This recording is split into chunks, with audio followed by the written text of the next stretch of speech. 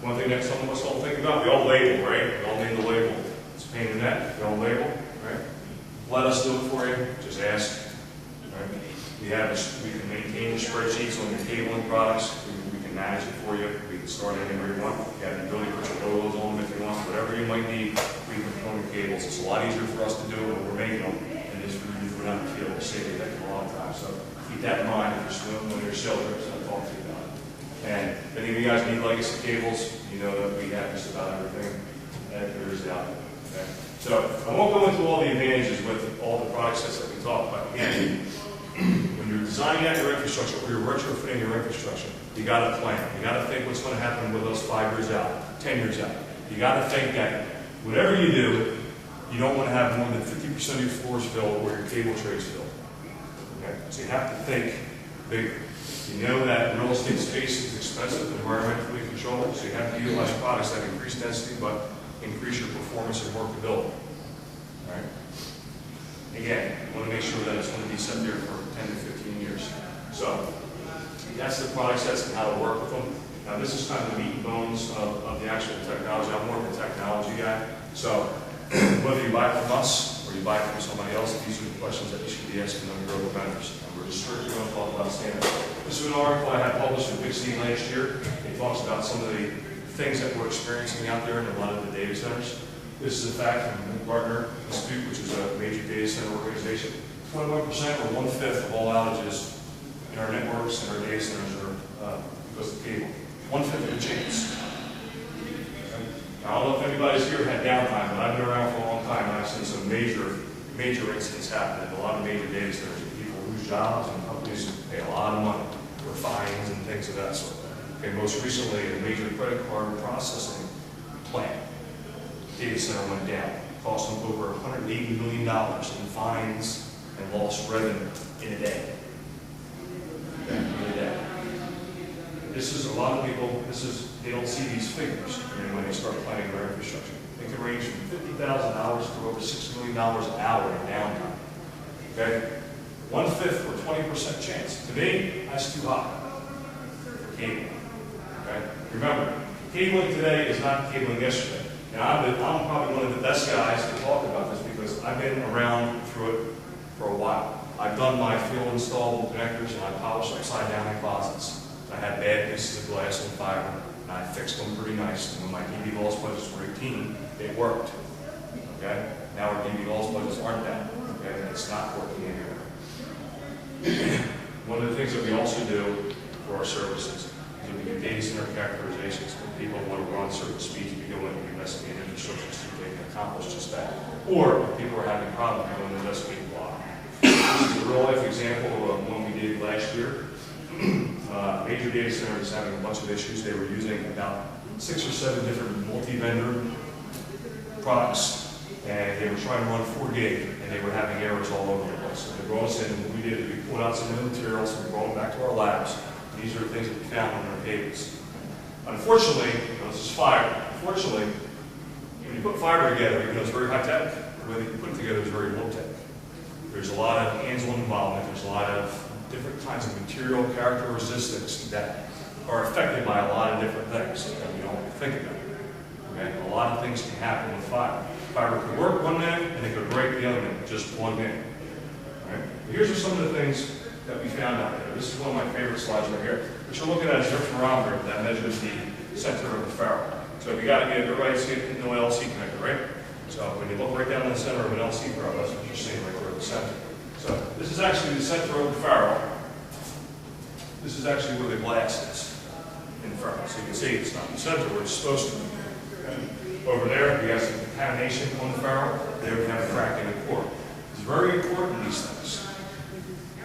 This is a pretty simple test that we did, medium durability test. This is just plugging and unplugging. Each connector that you have out there is supposed to do it 500 times without any degradation of DB loss across the board. We just did it 100 times these. This is what it's supposed to look like. Straight line graph across the board with plug and unplugs.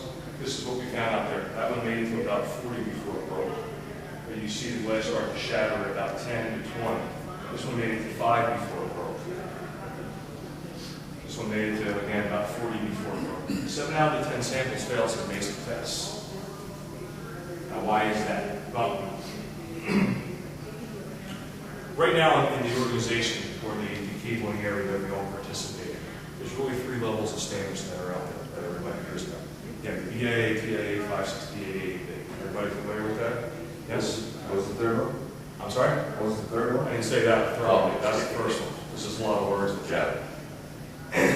It's a great standard. It's again, it has a lot to do with the 942 standards, where it's taken from. A lot of best practices type scenarios, okay? It gives testing criteria for fiber optics and copper, okay? It gives environmental conditioning test recommendations. It gives performance recommendations, right? The problem is there's no certification, okay? So you and I can make any cables that we want, really, okay? And say, hey, we're compliant. We meet those things, prove that or not. And that's the issue where we fall into, okay? There's no industry kind of certification at that level. The next standard up above that is the Top 40 standards, the old Velcro operation, okay? Required of a lot of companies that we do business with. First, it puts environmental and catastrophic failure testing required on the lines in the product sense. It requires a monetary investment in the line to the tune of about $800,000. It's about a 9-month process qualification from start to finish, all documented in order to do business at that level. Okay? Once the lines pass that process, nothing can be changed on the lines. Okay? And it's also a recert and audit every single year for this certification. Again, required of some of the companies that we do business on because they can't risk downtime. Okay? There's only 3% of the companies in the world that are TOP 40 certified, or one of them. Okay?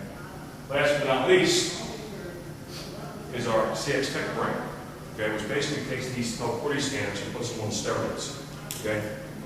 We go above the IBM certifications that we supply to put performance requirements and also higher end reliability requirements on the cable.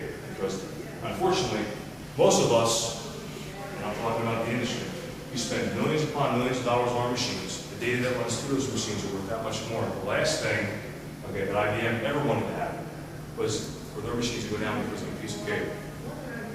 Okay? So they put these ridiculous requirements on theirs, and we took that a step further by ensuring that they perform even better. Excuse me. Now, I won't bore you with the details, but these qualification reports, for example, for one LC connector are over 4,000 pages long. And I can show anybody that wants to see them or send it to you. Okay? We're the only person, the only company in North America to meet these certifications. The other one's in Berlin, Germany.